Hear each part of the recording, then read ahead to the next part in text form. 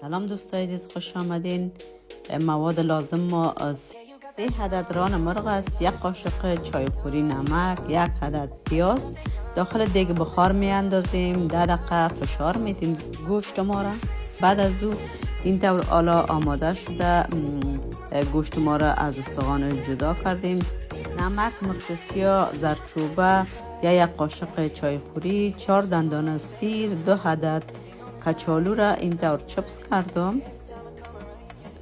خوب رنگ طلایی گرفته. حالا 5 قاشق غذاخوری روغن می اندازیم. امی سیر را که میده کردیم سیر اضافه میکنیم همراه مرچ و مساله. و حالا گوشت ما را می اندازیم. گوشت ما را خوب یک اندازه کبابی میکنیم.